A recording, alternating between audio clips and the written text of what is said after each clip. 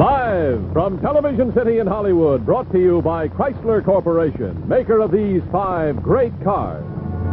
Plymouth, Dodge, DeSoto, Chrysler, and the exclusive Imperial.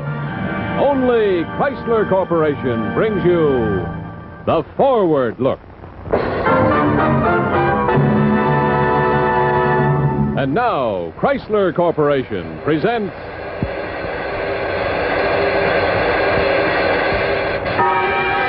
Michael Rennie.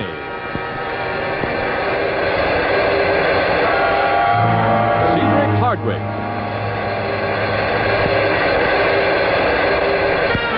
Mary Sinclair. Starring in tonight's production of Climax. Ladies and gentlemen, your host for Chrysler Corporation, Bill Lundigan. Good evening. Tonight on Climax, Dr. Jeckyll and Mr. Hyde by Robert Louis Stevenson. Starring in this classic story of the conflict between good and evil are Michael Rennie, Cedric Hardwicke, and Mary Sinclair. Mr. Rennie's appearance tonight was made possible through cooperation of 20th Century Fox Studios, and his next starring role will be in the CinemaScope color production 7 Cities of Gold. And now, Dr. Jeckyll and Mr. Hyde, adapted by Gore Vidal on Climax.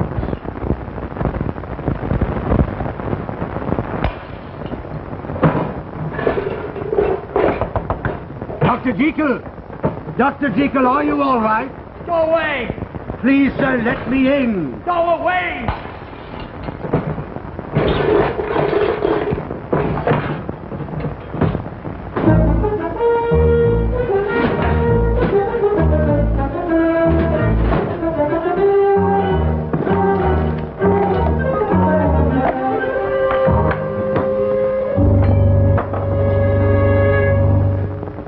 Come now, Paul.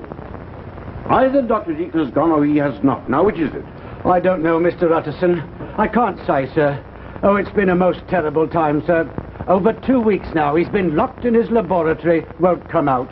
We put his meals there by the door. Then after we go away, he takes them inside, if he's inside. Who else could be?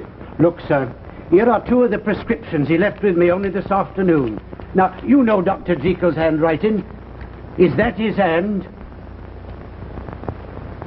Very odd. Very odd indeed. Yes, but is it Dr. Jekyll's writing? Well, yes and no. I should say that under great stress he might write like this. Oh, begging your pardon, sir, I think it's the other. The other? What other? Oh, you know, sir, you remember him. His friend, Hyde, his name was. But Hyde disappeared a year ago. He wouldn't dare to return with the police after him. I believe he's back, sir, and I believe he's done something to Dr. Jekyll. We shall pay a visit to Mr. Hyde. If it is he. Yes, sir.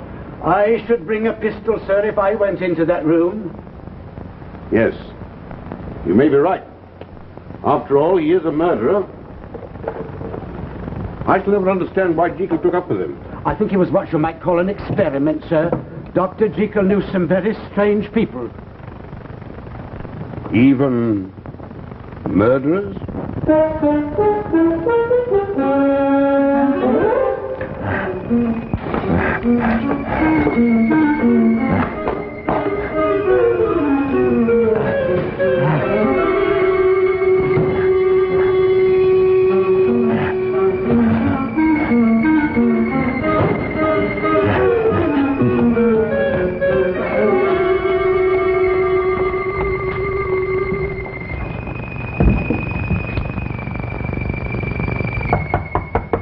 I say there, Jeckyll, are you inside? Go away! It's Utterson. It's your friend, Utterson. Now let me in like a good chap. Leave this house! That's not Dr. Jeckyll's voice. I was right, sir. There's someone else in there. You think it's Hyde? Sounds like him. If it's you, Hyde, let us in or we'll force the door. All right.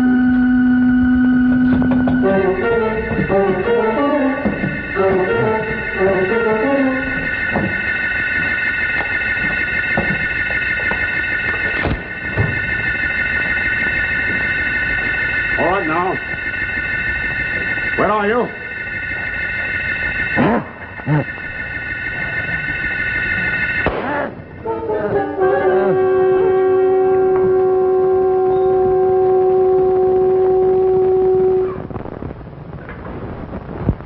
dead, sir.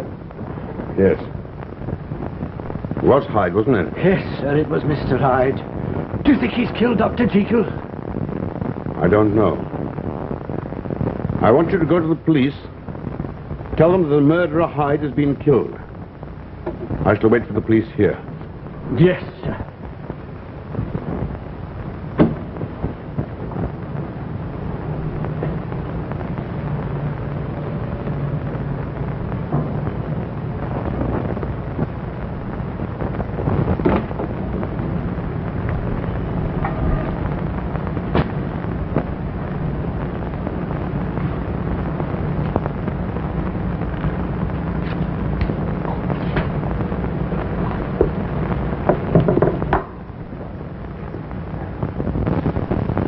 George Utterson, Esquire.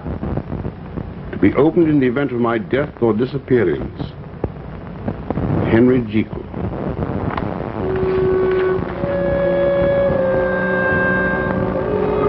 When you read this, dear friend, I shall be dead. And only this journal will remain to clarify a mystery, to exert a warning. You will recall perhaps a conversation we had 2 years ago when you came to see me. And you found Dr. Lanyon and me arguing. My dear Jeckyll, you astonish me. A grown man like you talking like a romantic boy. Lanyon, we're scientists. In theory, nothing is impossible. That may be true, but some things are clearly improbable. Your idea is too fantastic. Mr. Utterson to see you, sir. Hello, Utterson. We're having a row. Oh, shall we go to law? No, we might need your fine legal mind to arbitrate. Utterson, Jeckyll here has decided to go beyond the science, leaving me far behind. I'm only a doctor. A simple, ordinary doctor. Like me. No. You're not simple, you're not ordinary. You know what this outrageous fellow proposes to do? Raise the dead? Better than that. He wants to find the soul. He wants to play with it, to Now, you're experiment with simplifying. You're simplifying. I merely suggested that one way of discovering the nature of the soul would be to dissect it the way you would any other organism. Yes, but I was under the impression the soul was not tangible. Neither is the air, but we know it exists. We can alter it.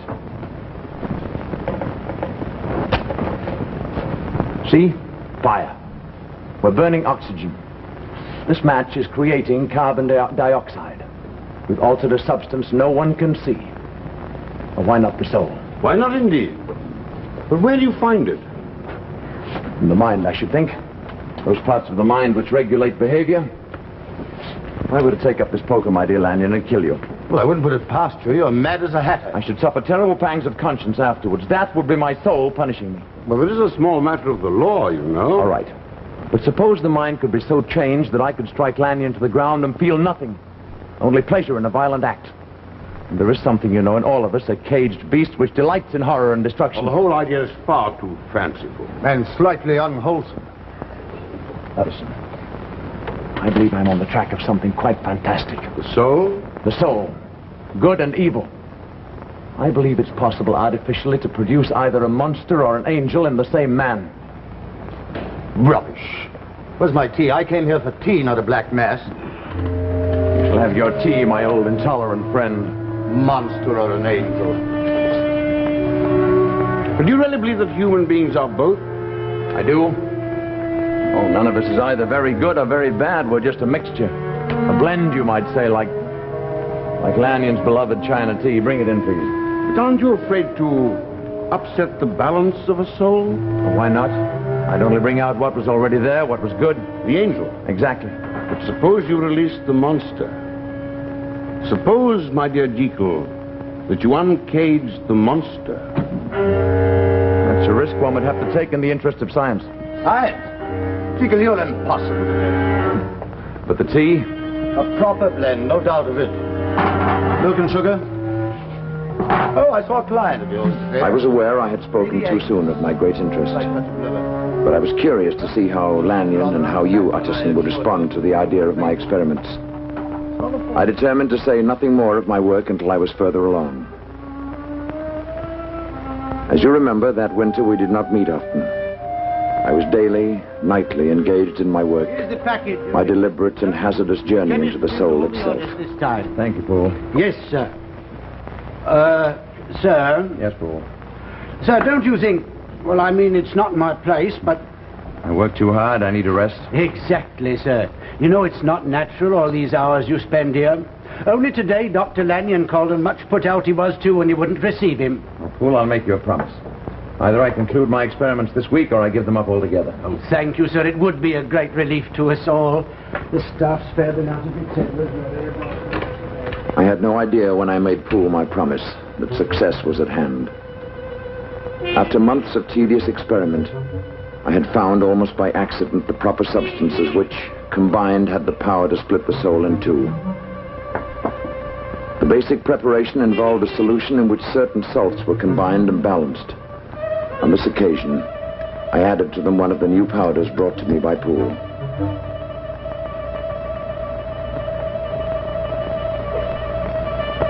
The change in the solution's color was not anticipated. For a moment, I hesitated. I had been my own guinea pig from the beginning. I had tried on myself all the formulae which had failed.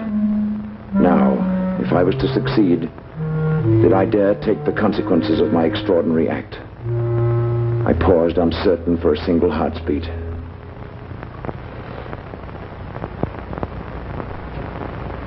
Then I drank the liquid.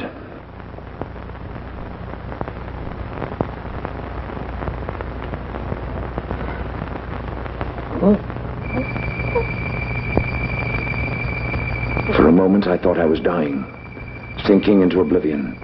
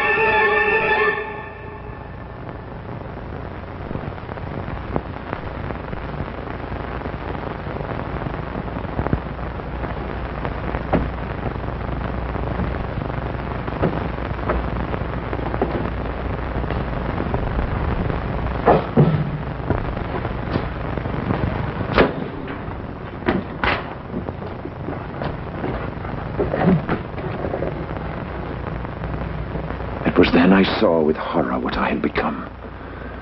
I had released not the angel from my soul, but the monster from its pit.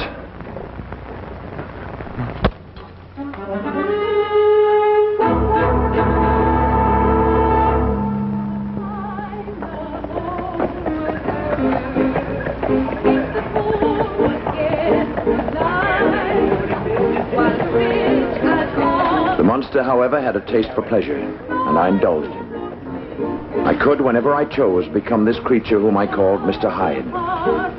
As time passed, I found a strange enjoyment in transforming myself from Jeckyll to Hyde. By day, I was the good, kind Dr. Jeckyll. By night, I was someone else. A strange, a violent creature. I was the wicked Mr. Hyde. Get out.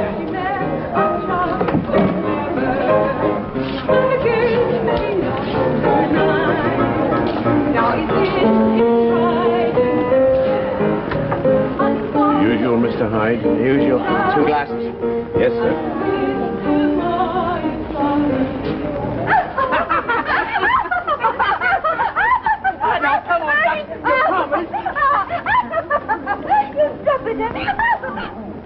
Hey, now then, what do you think you're doing? I'm sure you'll find another companion. Oh, yes. Yes, of course. I didn't mean to. Why, yes.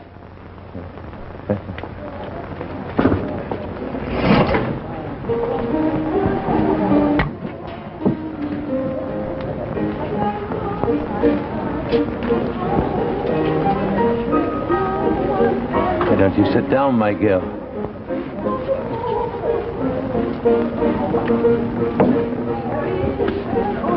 You're that Mr. Hyde, aren't you? Yes, I'm that Mr. Hyde. What a fine girl you are. They say you're the wickedest man in London. Do they?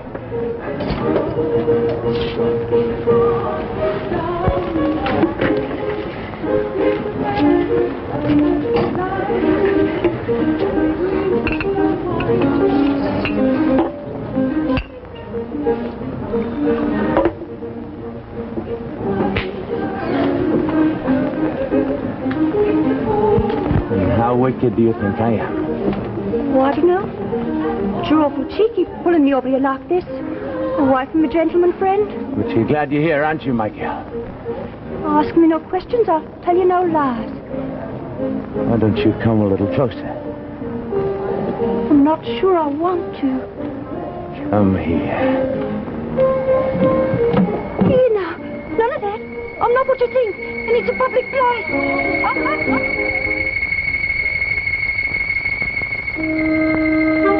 Yes, my friend. I realized early that I was involved in an infernal game whose prize was nothing more nor less than my living soul. But I could not help myself. I enjoyed being Mr. Hyde. Hyde was younger, more daring than I. He did all the things I had only contemplated in shameful reveries. And at first, I saw no harm in unleashing Mr. Hyde from time to time. The sense of danger exhilarated me.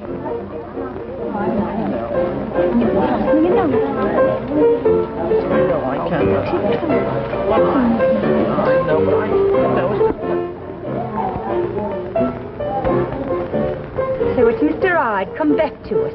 All right, my girl, let's go. Let's go, he says. Just like that.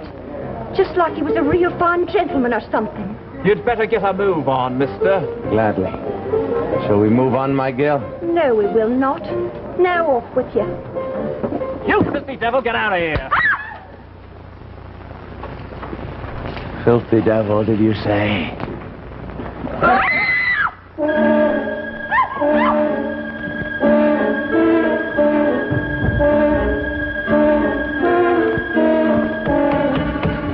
All right, what's going on here? That man Hyde. He tried to murder Miss Bellows. He ran out down there, down the alley. Come on.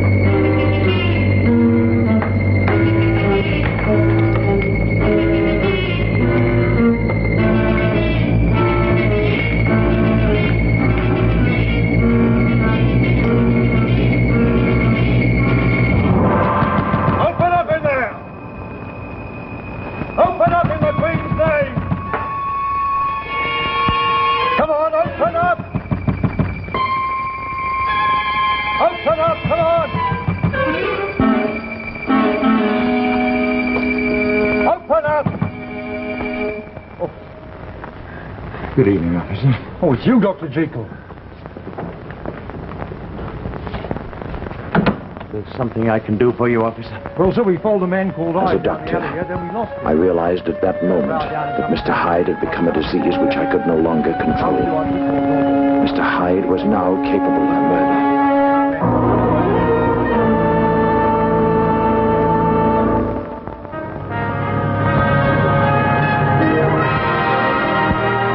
In just a moment, we'll return to the second act of Dr. Jeckyll and Mr. Hyde. And now your host, Bill Lundigan. Each week, Art Gilmore announces at the start of Climax, live from Television City in Hollywood. Well, I thought that you might get a kick out of seeing Television City live from Hollywood. And here it is, Television City, live from Hollywood. And incidentally, when you think of Hollywood, you think of pictures. Here are some taken of me driving into the studio the other day for a rehearsal. And what a view you get through that wraparound windshield. And sure enough, right on time and driving a DeSoto hardtop with that color sweep styling, a pretty lady in a pretty car, Mary Costa. Here comes another member of the team, our commercial producer on the show, and his name is Bud Cole, and as you can plainly see, he owns a Dodge Royal Lancer, and he loves it. Now, here's the man I was talking about who says, live from Television City in Hollywood, Art Gilmore, a Chrysler man from way back, this year driving a New Yorker. And off we go to the studio. Nice-looking cars, aren't they?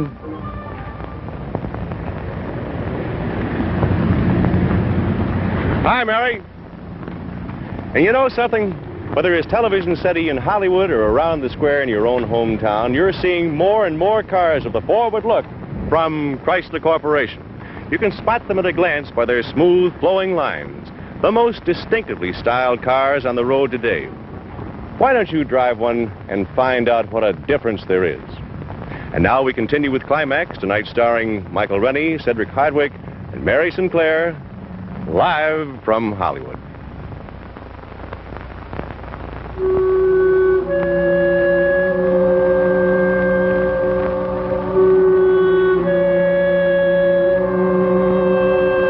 I vowed that never again would I take that potion which every fiber of my body now craved.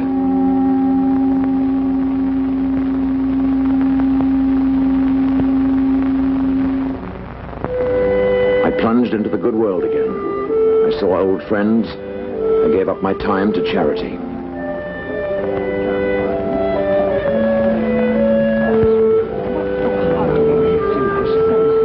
But I realized that should I ever again become Hyde, I might not be able to return in safety to my own house, especially since the suspicions of the police were already aroused. I should need an ally. Someone who would keep for me the potion I needed to restore myself from Hyde to Jeckyll. Lanyon. Ah, Jeckyll. I decided that Dr. Lanyon, in his innocence, was the man. I gave him a package containing the potion, and I asked him to give it to a Mr. Hyde should that gentleman ever call. He'd only come to you if I was inaccessible. Well, all this seems to make very little sense, but I'll give it to him, of course. When does he have to call? Never, I hope. Confess now, dear Dr. Jeckyll. Your ears have been burning, haven't they? Pleasantly, I hope. I've been telling Lady Agnes that you work far too hard. Oh, yes, indeed. We must... Suddenly, like a black cloud across the sun, their faces grew dim. Their chatter like the noise of starlings, and I knew I could not endure them for another moment.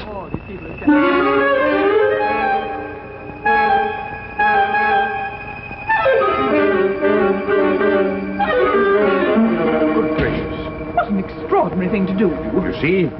Overwork. I'm sure of it. He looks frightful. Well, I imagine the party's over, don't you? Oh, yes.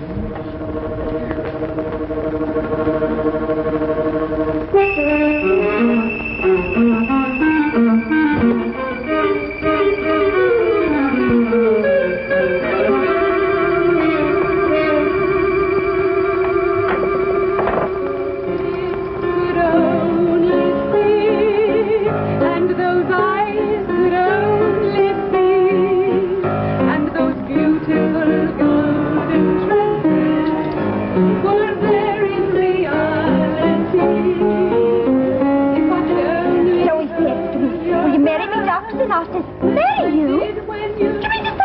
No. Are you out of your silly mind? I thought at first he was fooling me, till he takes me straight to meet his old mum. Then, of course, I says yes, just like that. Oh, you are a lucky one. I should think so. And he's a good, reliable sort he is. He works regular, which is important, I say. You're right. They don't grow his kind on no tree. Don't think I don't know it. Hello, Harry. Is he coming here tonight? Very lucky, and he don't approve. Ain't it something? Me being married to a fine chap in Tunbridge Well. I suppose you're going to live there. Those are our plans for the present. Oh, and aren't we grand? When's the nuptials going to be? Next month. And we'll go to Brighton on our honeymoon. 3 days. It'll be 3 old days by the sea. Oh, some girls have all the luck. Oh, look over there by the door. Ain't that Mr. Hyde? Him all right, beast. Imagine his daring show his ugly face around here after what happened between him and us.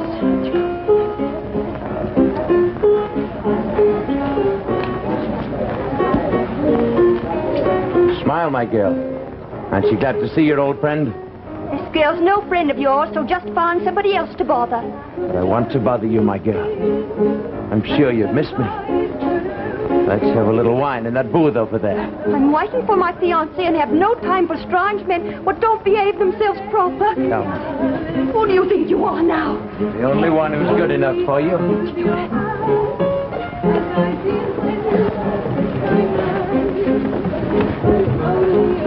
Some poor fool's making an honest woman of you. Don't talk to me like that. You like being talked to that way.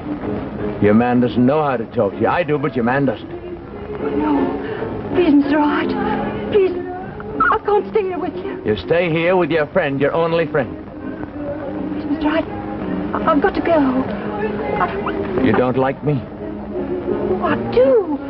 I like you. I do like you, but the girlfriend's wife, and she's over there expecting. You'll not leave here till I say you can. You and I are going to see a great deal of each other from now on. Oh, I'm so glad you're here. Where's my girl? She said she'd be here tonight. She was waiting for you. Then he came in, Mr. Hyde, and they're sitting over there. Oh. So he came back, did he? But he's going to get taught a lesson. Do be careful. Quickly. Here I am over here talking to Mr. Hyde. Oh, Mr. Hyde, I really must Sit down, my girl. She's going, Hyde. Go away. Listen, you're going to get a good thrashing, and I'm going to give it.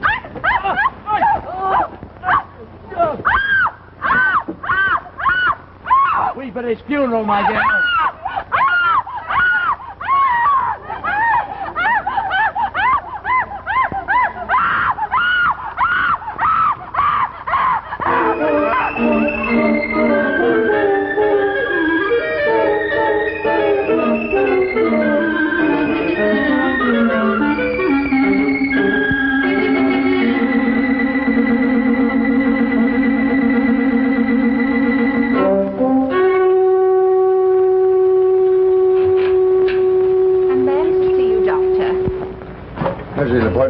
No, sir.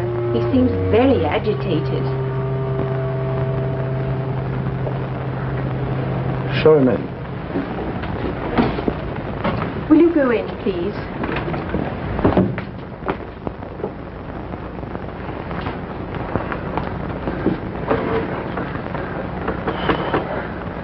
You are Mr. Hyde.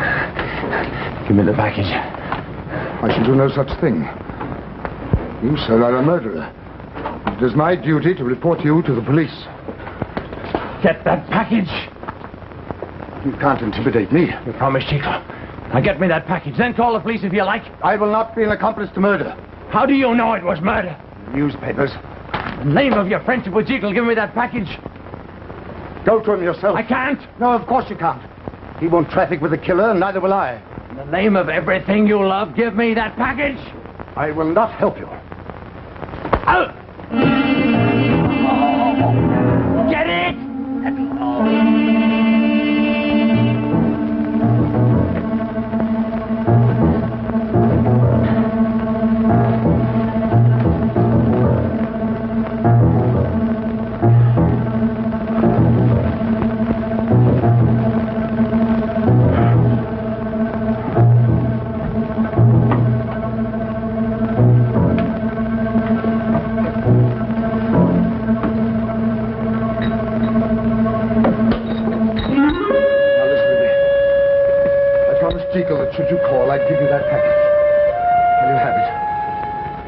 Please go.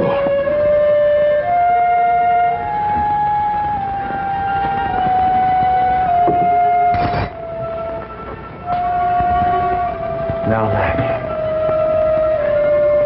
you who have always had such narrow views, you who have always derided my theories, behold.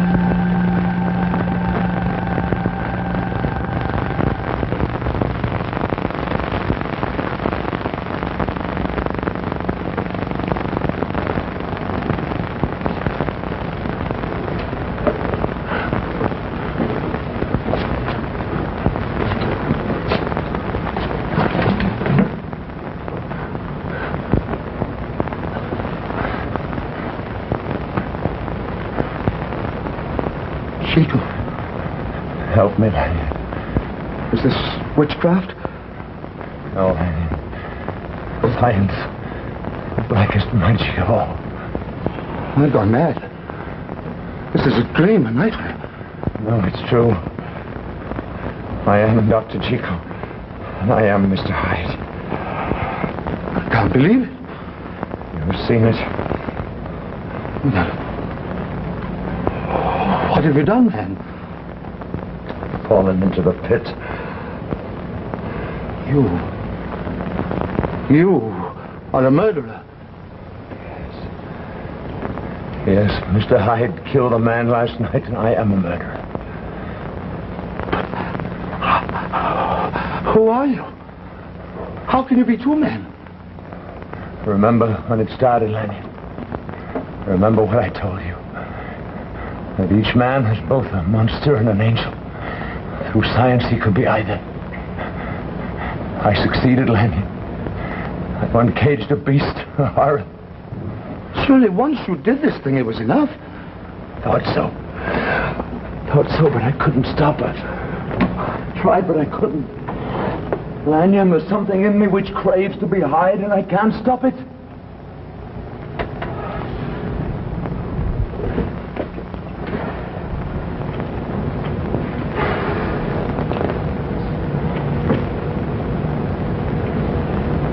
What now? I don't know. You have to do this terrible thing again? I don't know. I can't think. Is it like a drug? Must you become Hyde in spite of your better self? I'm not sure. But I know this. If I do this thing again, I shall die. I'm being torn apart by this beast.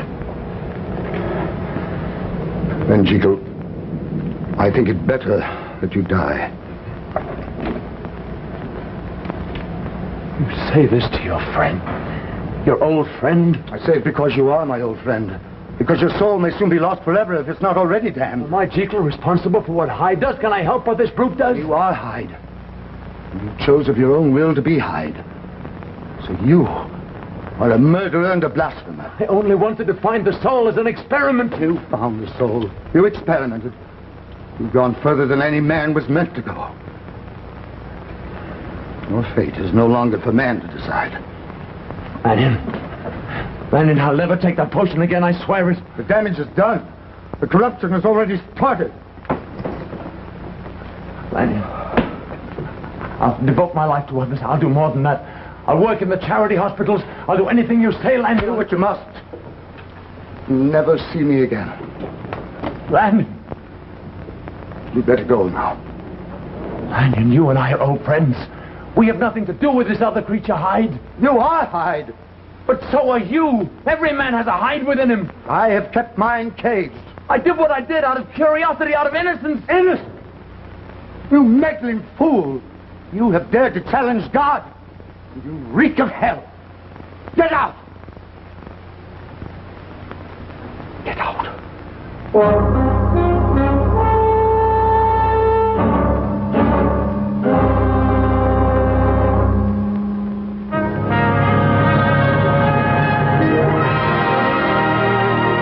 In just a moment, we will return to the third act of Dr. Jeckyll and Mr. Hyde. And now, once again, your host, Bill Lundigan.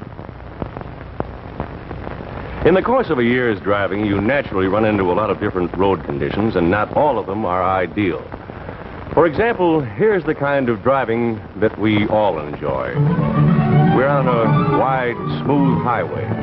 You're really rolling along with never a bump. But now and then, you're likely to encounter a stretch like this. And believe me, the going can get rough. So, Chrysler Corporation engineers decided to find a way to give you a ride that will be smooth on rough, rutted roads as well as on a boulevard. And here is the secret. This is an Oriflow shock absorber. It was developed by Chrysler Corporation exclusively for Chrysler Corporation cars. And it may look just like an ordinary shock absorber, but it definitely is not. For this unique Oriflow shock absorber is built to absorb more pounding and bouncing on a rough road like this than any other passenger car shock absorber in the industry. The Oriflow shock absorber literally soaks up the bumps, keeping your car level on its course and the ride soft, smooth, and beautifully controlled. We call it the Boulevard Ride. And believe me, that's the right name for it. You get a ride that's as soft and smooth as a feather bed. And here's a tiny tot enjoying to the full the ride of her mother's new Chrysler Corporation car. And there you have it. The smoothest, easiest riding cars on the road today, thanks to the only shock absorbers in the industry that give you a real boulevard ride. And right now is a wonderful time to buy a Chrysler Corporation car. You'll find your dealer is eager to arrange the best possible trade-in and best possible payments. So why not see him tomorrow? And now, we return to Climax.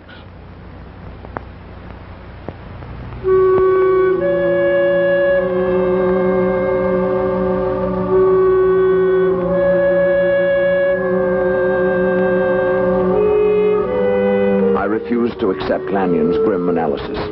I refused to be defeated. With all the strength and will left in me, I did my best to atone for my unholy deeds. I shall see if Dr. Jeckyll is in. But, like any criminal, there were loose ends to be attended to. Only on one I was forced to deal with the police. In Dr. Jekyll's laboratory several months ago. He and Dr. Jeckyll were quite friendly, weren't they? It would be presumptuous of me to say. I shall get the doctor.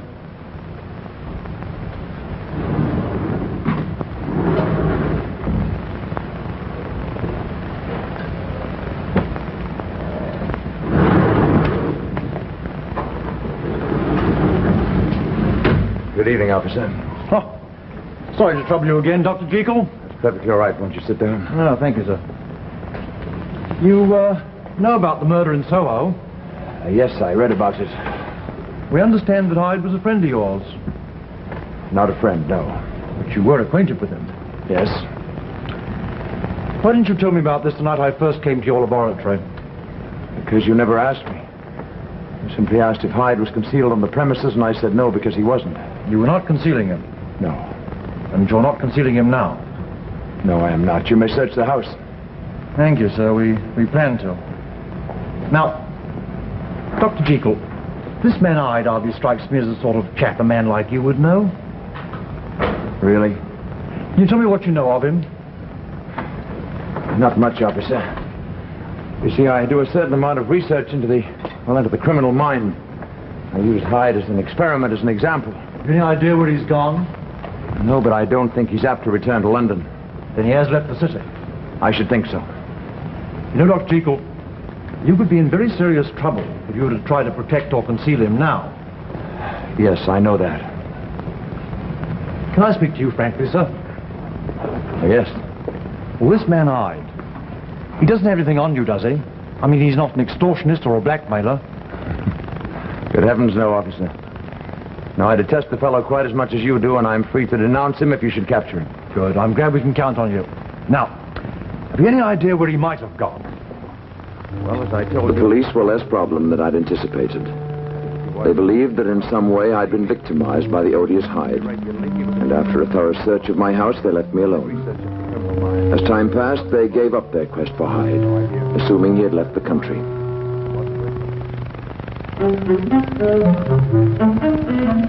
I destroyed all my drugs and compounds to safeguard myself against all relapse.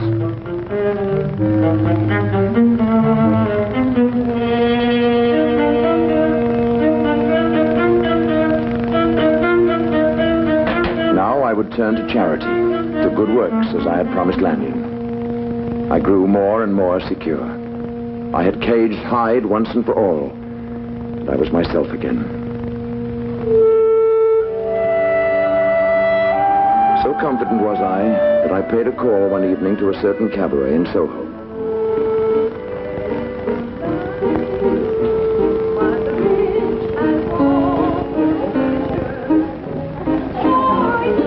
But I can't see you, Evan. I don't you want to back your load? Come on, lad, give us a little smile. There's nothing to smile at. But you can't go on breathing your life away. What's done's done. I wish I was dead too. Come now. You're still young and attractive, and you've got ever so many admirers. I only wanted him. Come on now, perk up. Perk up. Oh, here comes a top.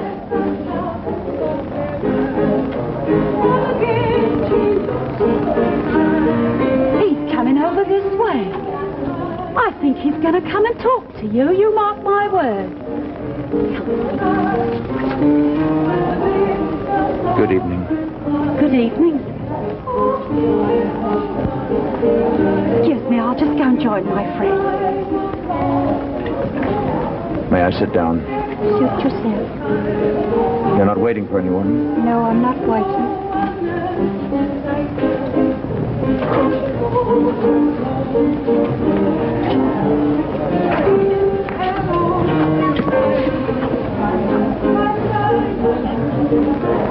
It's a pleasant evening. Yes, a pleasant evening. I'll wait a champagne case. Yes, sir. You're the girl who was fiancée. I had come partly out of curiosity and partly out of a desire to make amends. To help in some practical way this girl Terrible experience. whose life I'd ruined. It was right. And he fell dead. Right here in this room. Dead. We was to be married in 3 weeks' time. With a trip to Brighton on our honeymoon.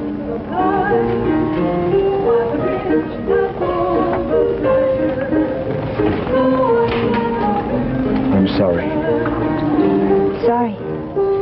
How can the likes of you know what it is to have your life end? But your life's not over. Not over, is it? How many chances do you think a girl down here has of a decent marriage? I'm sure you'll have many more. I should have known when I first saw him. What he'd do. What he was. Your fiancé? No, the other. Mr. Hyde. If I could get my hands on him right now, I'd twist a knife in his heart. Was he so terrible? It was like the devil himself. So very bad. He was worse than bad. He was so hateful. He attracted you. I'm sure he's miles away by now. I pray they catch him and hang him by his neck. Have you any idea where he's gone? Who knows? I suppose you read all about it in the papers. There it all was. My name and everything. Just like the Queen's name. There I was. Here. You can see some of the things they say about the horrible crime in Soho. My name's spelled wrong in the early editions, but they got it right later. Yes, I read these at the time. I don't know what my poor mum would have said if she'd seen her daughter's name like that. Of course, it was on the same page as the Queen's. My mum's dead. Would you like a little champagne? All right. That's a nice treat. I'd like to help you if you'll allow me. You know, none of that. Why, I ought to know who you are. I'm just an idle philanthropist. Oh. That's different. But don't get no ideas about me, even if I was involved in a crime of passion.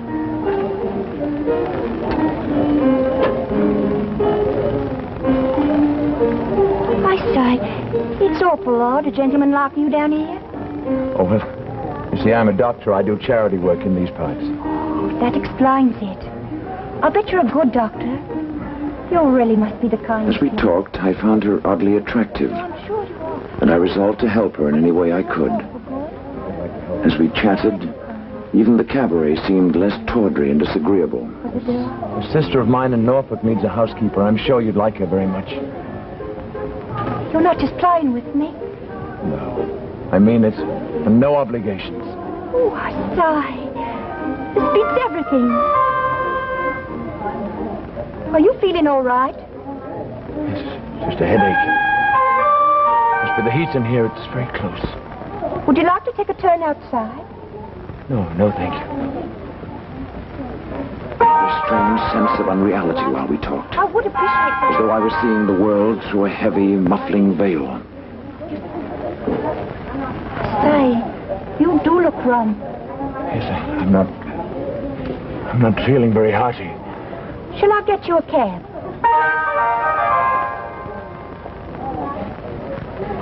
Yes.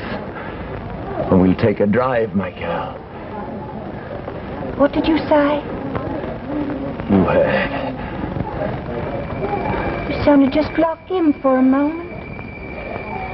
You frightened my girl.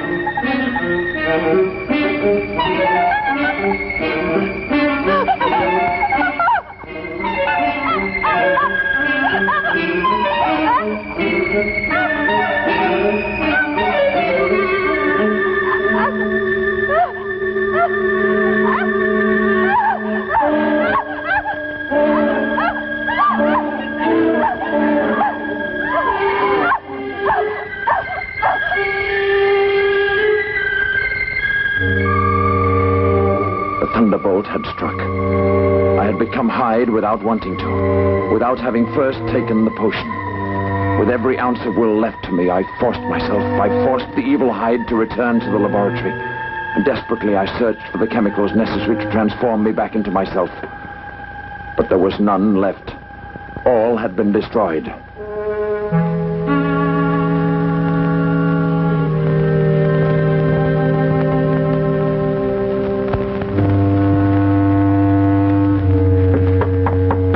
Next morning, however, I found I was again myself. I was again Dr. Jeckyll. I gave Poole various instructions. He was to go to the chemist's. He was to order the ingredients I needed for my compound. I spoke urgently, for I had no idea when I might again become that monster whose evil power over me was nearly complete. I don't want to see anyone, Poole. I'll be working in my laboratory for the next while. To bring my meals, just leave them outside the door. Very good, sir. Oh, and Poole, I want the door into the laboratory. One that leads into the street. I want it padlocked. Yes, sir. From the outside. From the outside, sir? Poole, and you keep the key. I shan't need it. Yes, sir.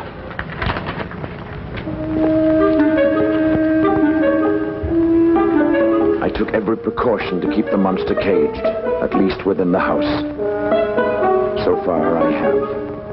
Though the nightmare is now becoming more than I can endure. I no longer know which I am, Jeckyll or Hyde.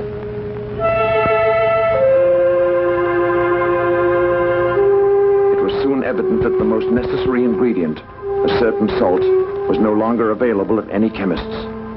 It had been a flawed chemical, an impure salt, and its very impurity made it impossible to duplicate. No luck, sir. They say the sorts you've got are the same as they've always said. Tell them they lie. Tell them to look again. Tell them to order more. Yes, sir, I will.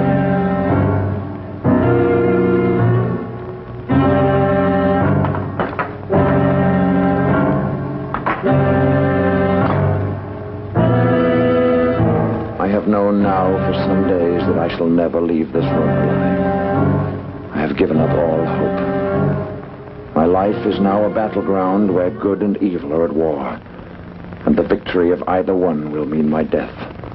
So great has been my sin.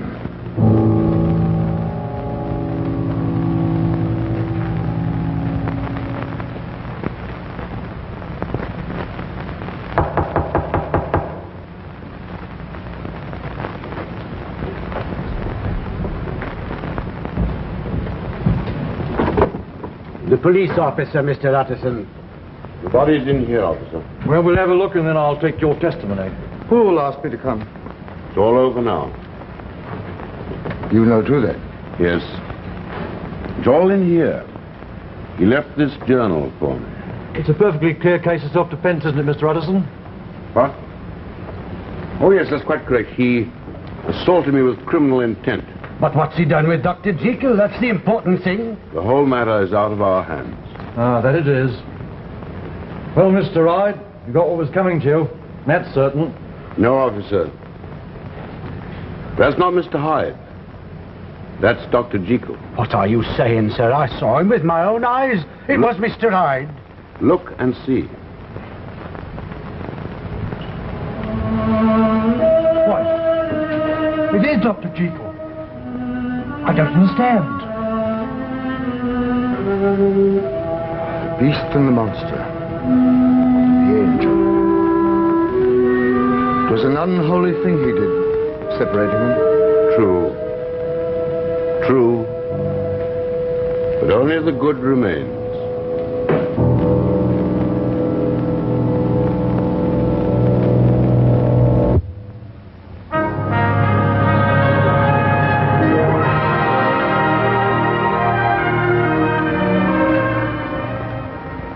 We've arranged a rather unique fashion show for you this evening. Now, maybe the fashion shows you're used to seeing feature what the best-dressed man or woman is wearing today.